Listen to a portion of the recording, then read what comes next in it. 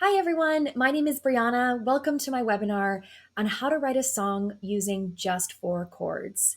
I'm so excited to share with you all today the tools and knowledge that I've learned as a singer-songwriter. As you know, there are many styles of music and different ways to write.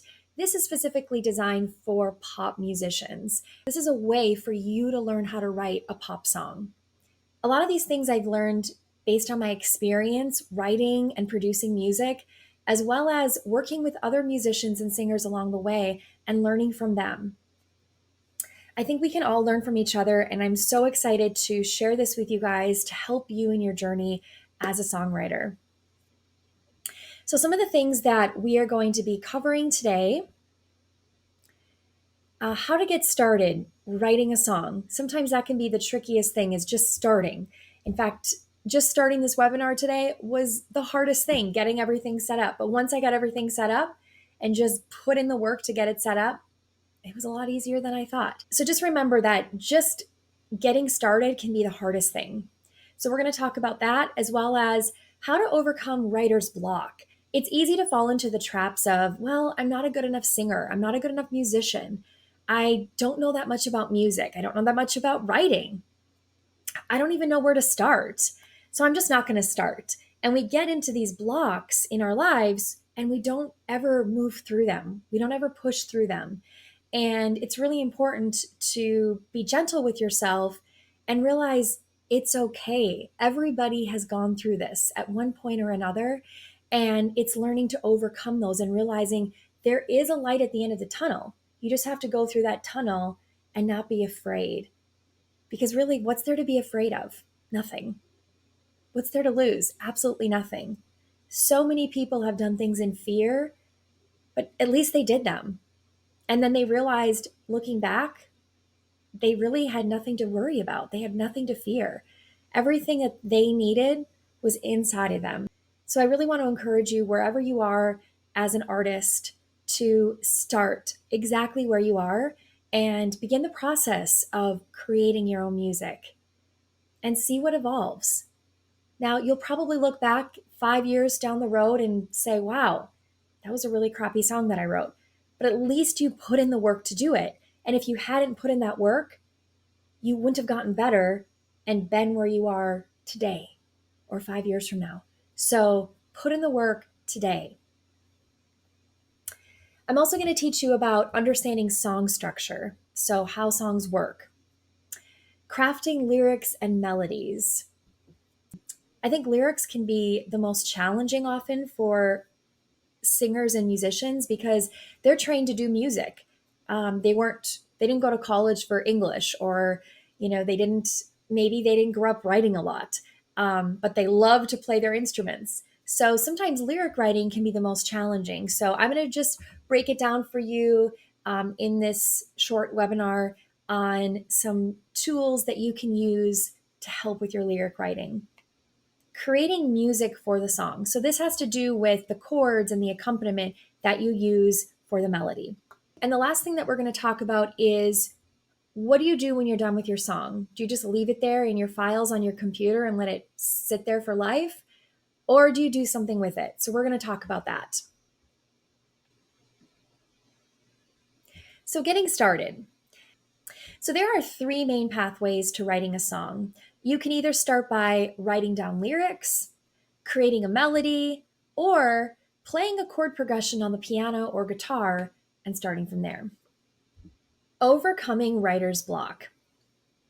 So the writer's block is a common thing among writers. We all face it. It wouldn't be called writer's block unless it wasn't a thing. So I'm a really big fan of this book, The Artist's Way by Julia Cameron. And in the book, she talks about waking up every morning and writing 3 pages full of whatever comes to your mind. Not judging it. It may not even make sense. It may not even be complete thoughts. Doing this helps to clear out those cobwebs, like I mentioned before. And it allows you to feel free because you're not judging anything. You're just letting out exactly what is going on in your brain at that very moment. And sometimes it's garbage. Sometimes it doesn't make sense, and that's okay. This is where you learn to let go of things. We often hold on to things, and when we hold on to things, we get locked up and we can't be free. So, this is a spiritual practice as well as a mental practice of letting things go.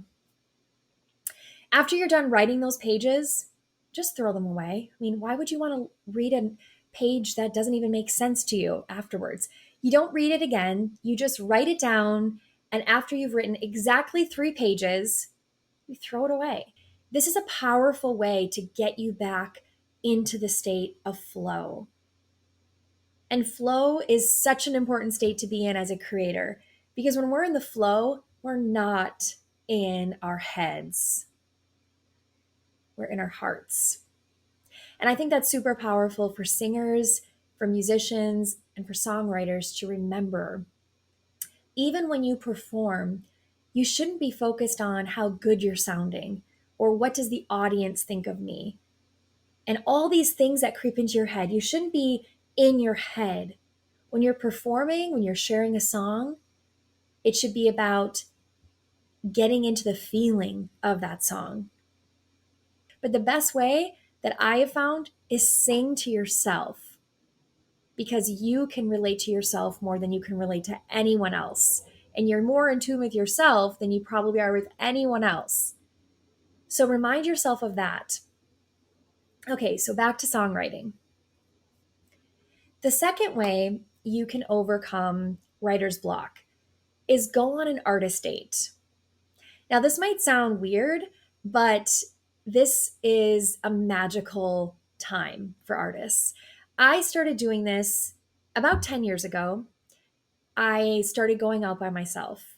I would take myself out to Chinese food or whatever kind of food I wanted. And I got all dolled up, looking really good. I took a couple selfies to commemorate the day. And it was just going to be me, myself, and whatever I wanted to experience that day. So, your inner artist needs to be treated like someone you're in a committed relationship to. You don't want to abandon yourself. You need to treat yourself as an artist like you're in the most committed relationship that you've ever been in and that you ever will be in. There is nobody more important than you. Because if you don't take care of yourself, you can't take care of anyone else and you can't help anybody else. And your songs won't be what they need to be unless you're connected to who you are in this given moment. So some things that you can do for artist dates. You can go somewhere. Go somewhere where you can find inspiration or a place where you can be alone. I often like to go to the ocean because I live here in California. So go somewhere where you feel that you can just let go, where you can just be free. Maybe it's an art museum. Maybe it's a coffee shop. Maybe it's just walking somewhere. Maybe it's driving somewhere that you've never been to before. Wherever that takes you, just be open to letting yourself explore and be at peace with yourself, finding something that makes you happy. I also really love to do crafts and things with my hands, especially when I just feel stuck. So I'll leave whatever I'm doing that I'm feeling stuck with and I'll do something else because it's really important to always move forward. A body in motion stays in motion. I'm not sure if you've ever heard that quote, but I learned it from a fitness instructor, and I firmly believe that for anybody in whatever they're doing, that we need time to move forward physically. Just by moving forward physically, we're actually training our brains to do the same and not stay stuck.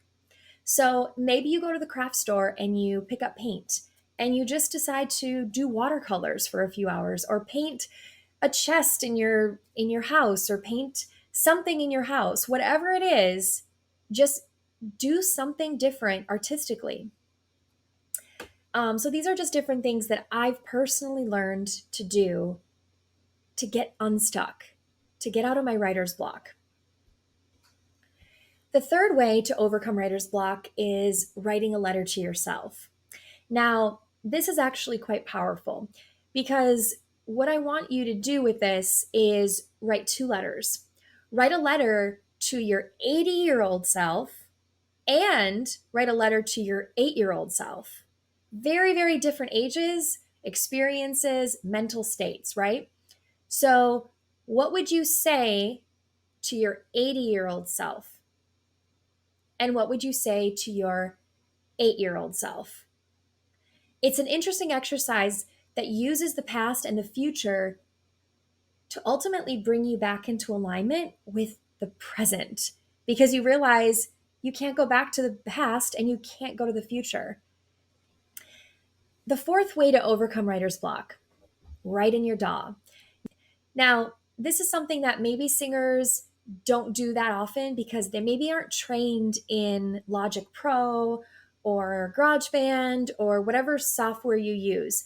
But the DAW, which is a digital audio workstation, basically allows you to do a lot of things with recording. You can add loops, you can add a drummer, you can add so many different things to make a song. And sometimes we just need something to get us started. But we don't have a drummer next to us, or we don't have a bassist next to us, or what other instrument that we may not be able to play next to us. But what we do have is technology, and I want you guys to use technology in your songwriting. So most DAWs have a built-in loop library or digital drummer that will actually establish a groove you can write on top of. And if you're used to writing with an instrument, writing along with or on top of a groove can keep things even more fresh. So now on to understanding song structure. In pop music, we have a verse, a chorus, typically an interlude, and a bridge. And of course, the chorus repeats itself a few times. And of course, there's multiple verses. How you decide to order it is up to you. There are definitely certain structures and ways to order it. Typically, it's always verse, chorus, interlude, verse, chorus, bridge, and then maybe back to the chorus at the end. So, the verse and the chorus of your song are usually 8 bars each, and the bridge is typically 8 or 16 bars. Pop songs may also include an intro or an outro as well. Okay, so now we're going to talk about hook. The hook of the song in country and pop music is generally the title of the song. For example, the song Jolene, which was made famous by Dolly Parton. Also, Beyonce recently covered it and it's become a big hit again.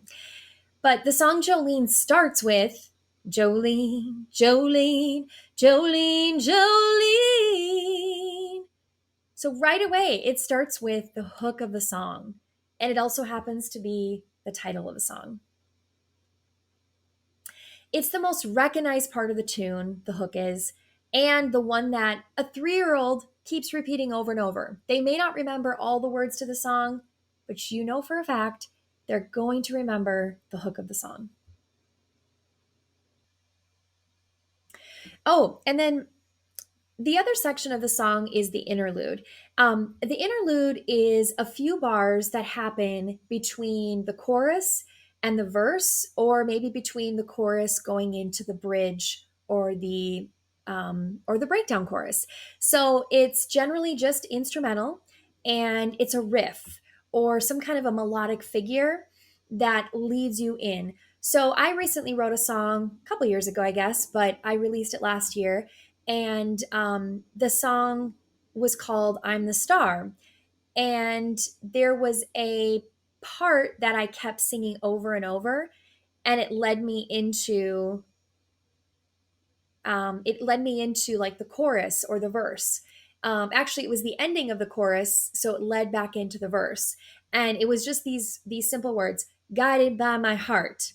So I would sing, "Guided by my heart, guided by my heart, guided by my heart, Got it by my heart, got it by my heart. And then it led me back in to a verse. The intro. So the intro is the thing that happens before the meat of the song. Maybe it's a riff or a held out chord or a drum beat, or maybe it's a melodic pattern that you repeat later.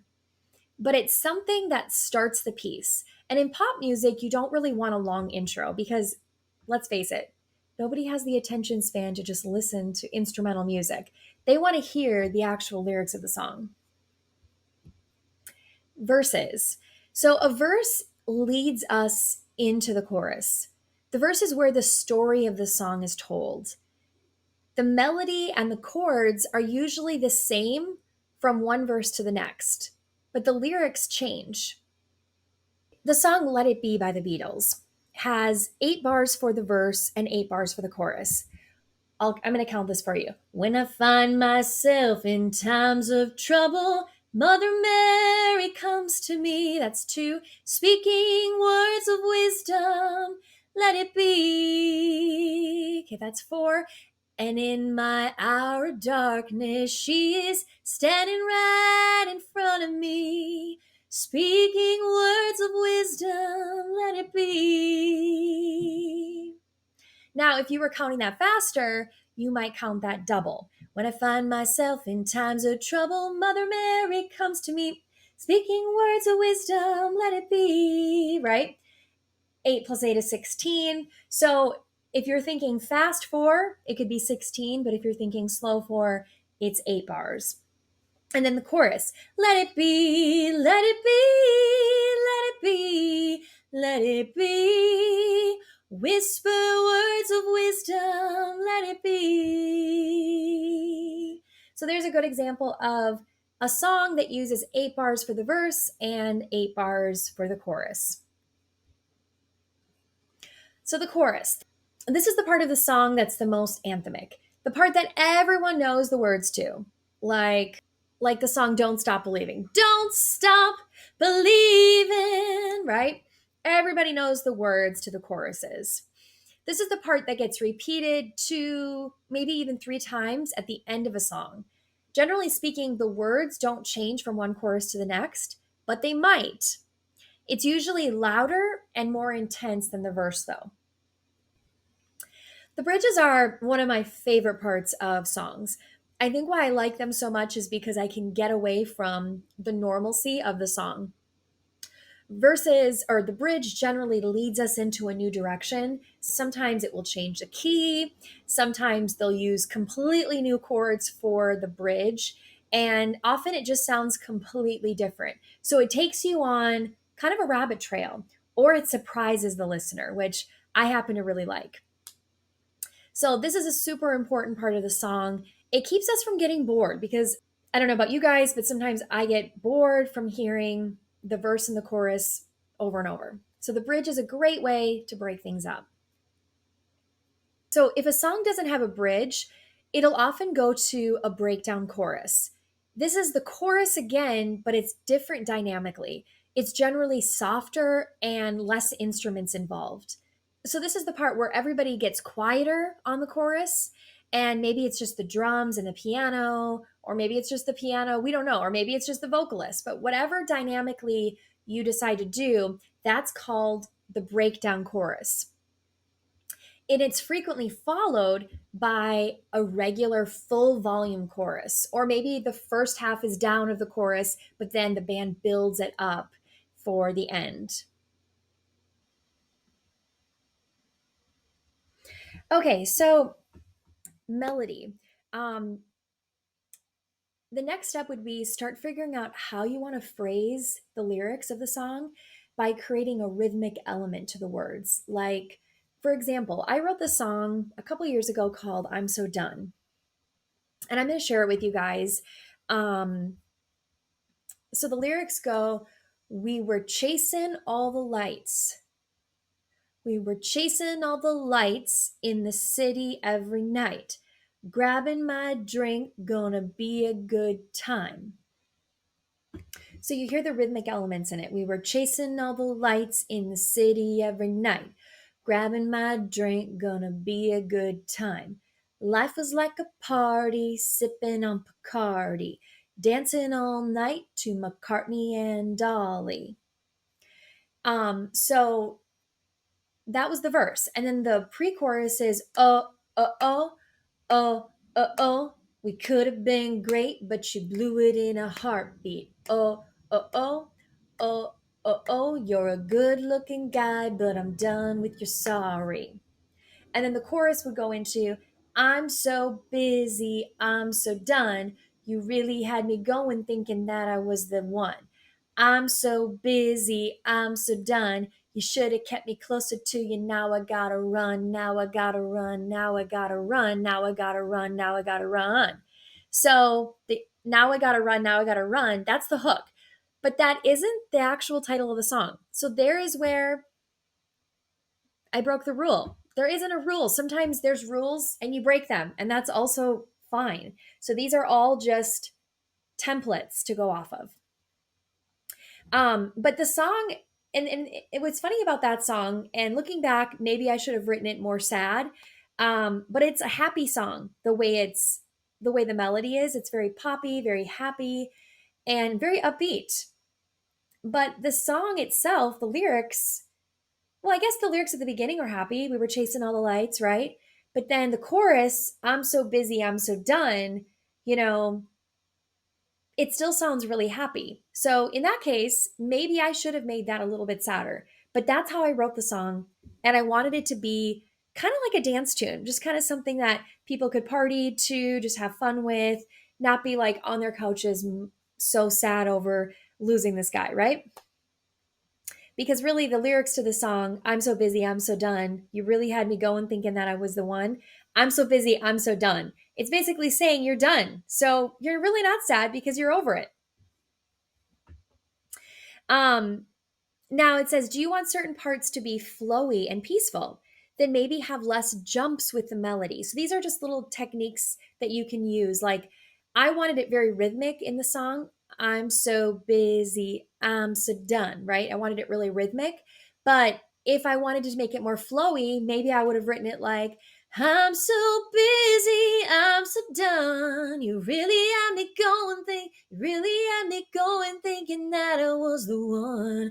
I'm so busy, I'm so done. You should have kept me closer to you. Now I gotta run. I just made that up on the fly here, guys. I'm not saying I'll stick with it, but I'm telling you that's more of a flowy way of singing I'm so done. But the way I wrote it was I'm so busy, I'm so done, right? Much more rhythmic, almost kind of like a rap in a way.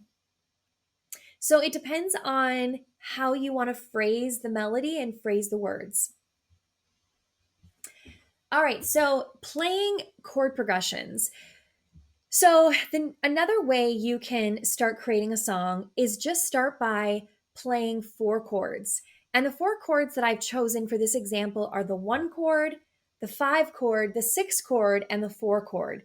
And I'm referring to a major key. Now, for those of you that don't know that much about music, don't worry, but this would be something that you would want to study so that you understand how chords and keys work in songs.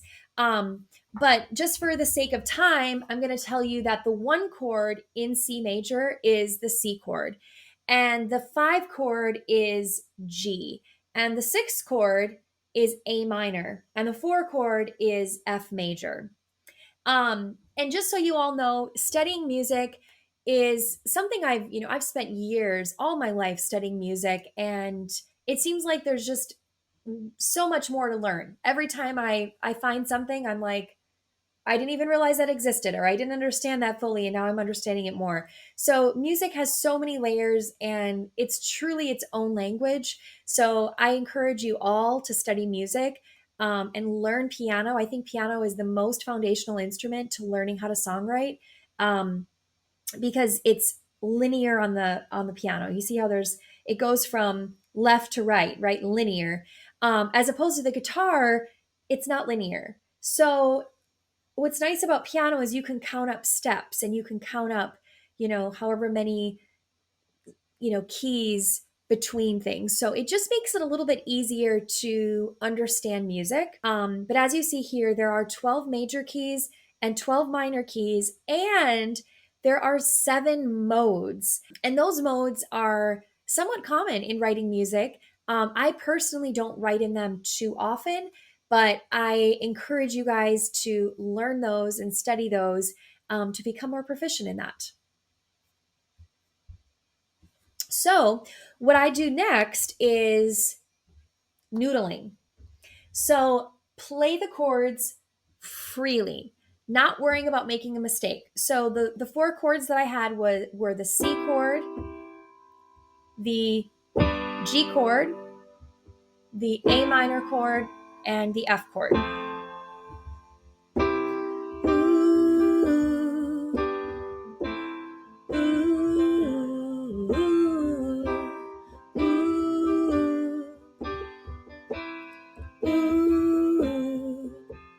I just came up with the melody just from noodling.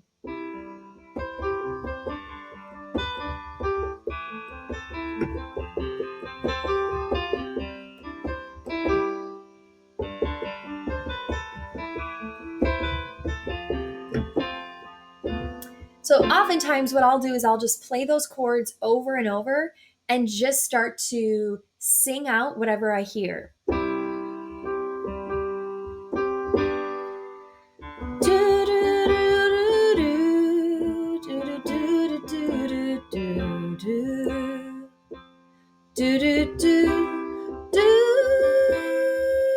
Sorry, let's try that again. Do do do. Do do do do do. Do do do do do. Do do do do do. Do do do do do do. Do do do do do. Do do do do do do. Do do do do do.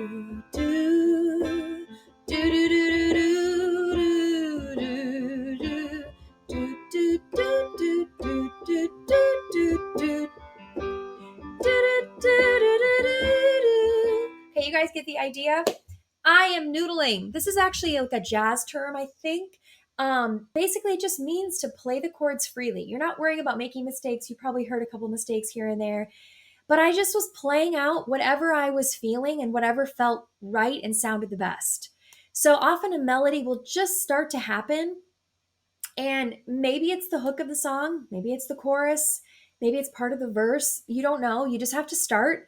But I always recommend have your phone by you so that you can voice memo whatever it is that you're creating. Because what often happens to me, at least, is I will play something that I think is super cool, but I didn't have it recorded. And I'll be like, oh, why didn't I record that? So I encourage you guys to just hit record when you're just coming up with ideas.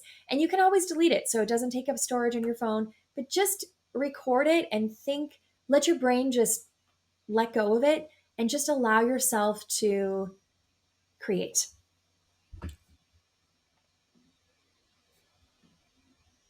Okay, so once you come up with your song, now what? What do you do once you have made a song? Well, I always like to make a full version of it just on my voice memo. So I'll just hit record, play on my piano, and sing the song. This just gives me a foundation, and it just helps me to remember everything that I just wrote. You can also put it in your DAW and lay down either maybe the piano or the guitar, sort of as a foundation for the track. And while you're doing this, you want to make sure that you're deciding on the tempo and the key. Now you can adjust the keys slightly, in your DAW, but if you adjust it too much, it can get a little bit distorted. Also, the tempo is really important. Tempo has to do with how fast or slow you play it. So you want to make sure that in your DAW, you're working on the tempo and then you're setting a steady beat. This is really, really important if you are going to produce it, because a producer is going to want to know what the tempo of the song is and the key so that he can build the track around those 2 elements. You can add your scratch vocals over the guitar or the piano. You can either, just use I would just use a microphone that you can connect to your DAW ideally. I have a condenser microphone, which is amazing for recording. I really encourage you guys to get a condenser microphone if you are a vocalist and you want to be able to record your vocals over these tracks. And then ultimately you want to get this produced. So either you produce it and maybe all you do is you do a vocal piano arrangement of it, or maybe you add some drums or some loops behind it. But if you want to take it even further and really make it a produced sound and you don't know how to produce it, well, that's when you would have to invest the money to go to a producer and they would create it for you. One important element is when you're going to the producer, it's really important that you give them a reference with what you're going for. For my song I'm So Done, I used a Florida Georgia Line and Biba Rexa song Meant to Be. If it's meant to be, it'll be, baby, if it's meant to be. So I gave my producer that reference track because I said I really like the rhythmic elements of it. I really like the instrumentation in it. So if you can sort of replicate those two things in the production of it, that would be amazing. That's kind of what I'm hearing. So you really have to know what you want for the track and go for it. The next step is once it's produced. So once your song is produced, you have many options, you have many choices and things that you need to decide on. Do you want to distribute it to Spotify, Apple Music, YouTube, all those different platforms? Generally, you're going to need a distribution company like DistroKid. There's so many distribution companies. There's, I think it's TuneCore. I want to say TuneCore is one. I personally use a European company that I really like called Amuse. But like I said, if you are going to put it on Spotify or Apple specifically, you're going to want to get a distribution company. You also may just want to put it on SoundCloud. SoundCloud, you don't need a distribution company, and it's a great platform to just share your music with your friends, your family, or even perhaps if you're just a songwriter and you don't necessarily want to put it out for other people to hear, you just wrote these really good songs and you might want another artist to pick up this song and sing it or play it or whatever. So you would then just put it on SoundCloud and make it private so that only specific people who have that link can listen to it. Really, really important that you don't make that public if you do want to send it to an artist for potentially having them use it. They're going to want it not to be public. Just an FYI and something that is really important to know. But ultimately, you guys, music should be shared with others and you should celebrate your work, regardless of how good you think it is. Now, of course, you want to put out your best work, but coming from an artist, I'm going to tell you that the things that I wrote 4 or 5 years ago, some of them are really good, some of them are okay, and some of them maybe I wished I would have done something different with them. But I did what I did in that moment, and I just want to encourage you guys that you just need to share your music, get it out there. As I said at the beginning, I'm a vocal coach and a piano instructor, and I do teach students all across the country and the world piano and voice. I also have teachers that work for me that teach all those instruments as well as guitar. Definitely subscribe, like this video, and share it with others. I hope this was really helpful. If you have any questions, leave comments below and I will be happy to answer them. Happy songwriting, everybody!